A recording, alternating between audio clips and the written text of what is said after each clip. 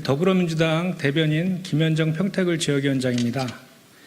한동훈 장관의 있는제 덮지 않겠다는 말은 김건희 여사에게 한 말입니까?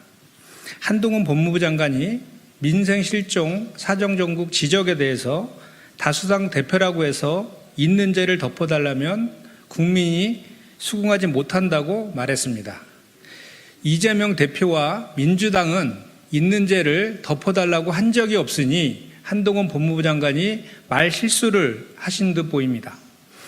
주가 조작 녹취가 잇따라 터져 나오고 비리 악취가 진동하는데도 묻지도 따지지도 않고 무혐의를 받아내는 김건희 여사야말로 있는제 덮는 자 아니겠습니까?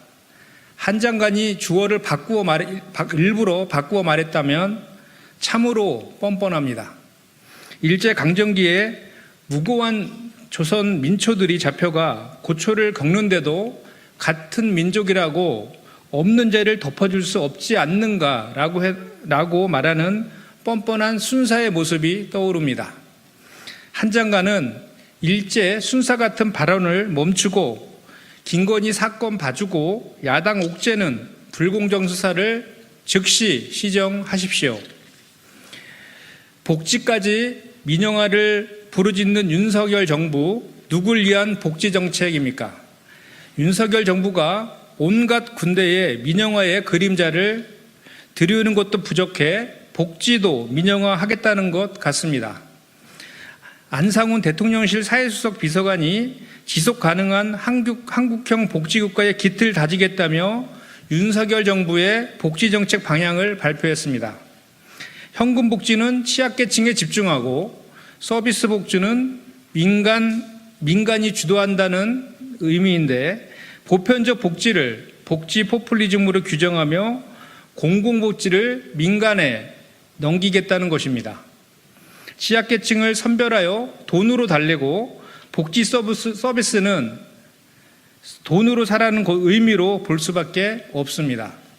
서비스 복지를 고도화하겠다더니 민간 주도형으로 바꾸면 돌봄, 요양 서비스가 강화됩니까?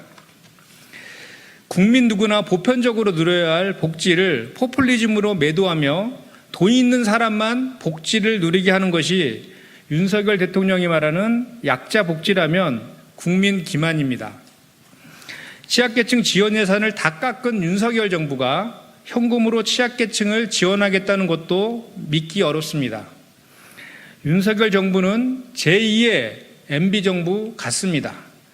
공공에서 하는 복지사업을 통폐합하겠다는 MB정부 복지정책 기조를 그대로 답습하겠다는 것입니까? 복지는 가진 사람만 누릴 수 있는 특권이 아닙니다. 든든한 사회 안전망으로 계층에 상관없이 나이에 상관없이 국민 누구나 행복을 누릴 수 있도록 해야 합니다. 윤석열 정부는 시대의 역행에 MB정부 정책 답습하지 말고 국민 누구나 누릴 수 있는 복지 정책을 내놓기 바랍니다. 이상입니다.